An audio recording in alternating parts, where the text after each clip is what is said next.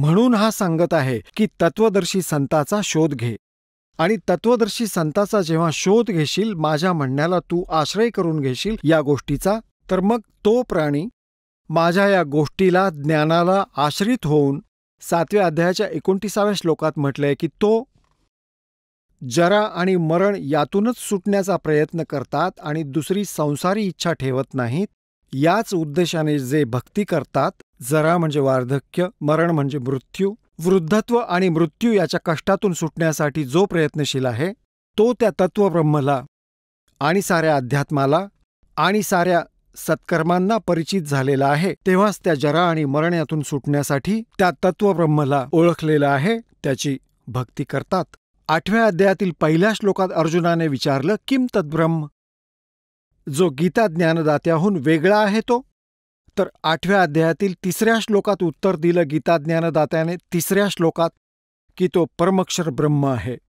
त्याची माहिती मला नाही, ते तू तत्वदर्शी संतांना जाऊन विचार, ते सांगतील.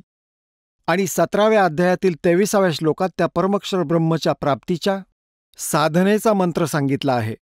ओम तत्सत इति निर्देशो ब्रह्मण त्रिविध स्मृतः.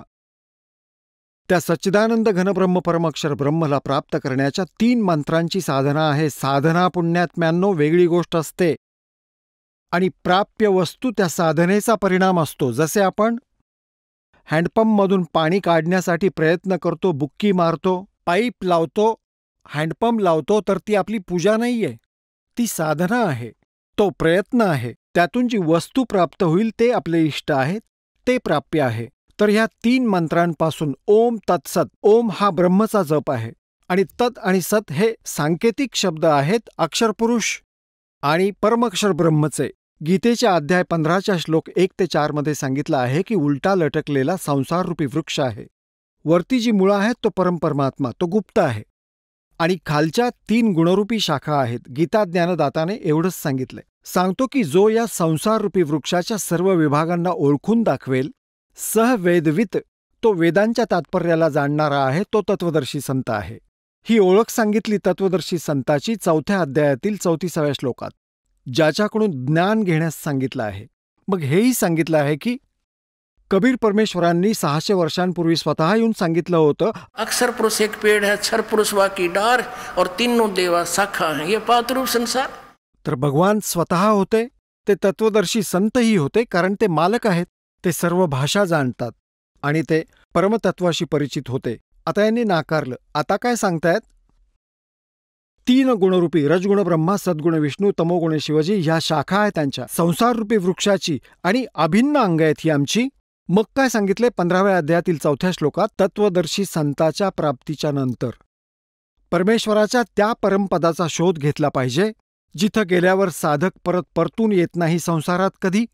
ते पूर्ण मोक्ष प्राप्त करतात आणि ज्या परमेश्वरापासून साऱ्या संसाररूपी वृक्षाची प्रवृत्ती विस्ताराला प्राप्त झालीये, म्हणजे ज्याने साऱ्या ब्रह्मांडांची रचना केली आहे, आणि मी सुद्धा त्यालाच शरण आहे, त्याच्याशिवाय कुणाची दुसऱ्याची साधना करू नये, त्याची भक्ती करा. 18व्या अध्यायातील 62व्या श्लोकात सांगितले, अर्जुन तू सर्व भावाने परमेश्वराला शरण जा, त्याच्या कृपेने तू परमशांतीला आणि सनातन परमधाम म्हणजेच त्या सतलोकाला प्राप्त होशील, तुझं पूर्ण कल्याण होईल. तर पुण्यात्म्यांनो, अध्यात्मज्ञान पूर्ण, ना ब्रह्माला ज्ञान, न विष्णूला, न शिवाला आणि ना दुर्गेला, आणि ब्रह्मलाही नाही. तो म्हणतो तत्वदर्शी संताला विचार. तर तो तत्वदर्शी संत हा दास आहे. आपण ऐकत होता जगद्गुरु तत्वदर्शी संत रामपालजी महाराज यांचे मंगल प्रवचन, ज्यांच्या शुभ आशीर्वादाने संपूर्ण विश्वामध्ये 500 पेक्षा जास्त नामदीक्षा केंद्र आहेत, जिथे निशुल्क नामदीक्षा दिली जाते. निशुल्क नामदीक्षा प्राप्त करण्यासाठी आणि अधिक माहितीसाठी संपर्क करा 7030303951 7030303952.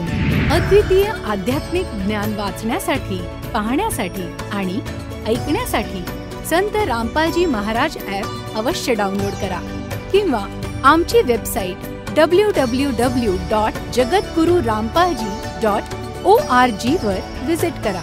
आम्हाला सोशल मीडियावर फॉलो करा. सर्व पवित्र धर्मांच्या पवित्र शास्त्रांवर आधारित प्रमाणित अनमोल पुस्तक, ज्ञानगंगा किंवा जगण्याचा मार्ग यापैकी कोणतेही एक पुस्तक निशुल्क मागवण्यासाठी आपण आम्हाला आपले पूर्ण नाव, पूर्ण पत्ता, पिनकोड आणि फोन नंबरसह लिहून 7030303951 किंवा 7030303952 या नंबरवर SMS करू शकता किंवा 7030303950 या नंबरवर व्हॉट्सअप देखील करू शकता.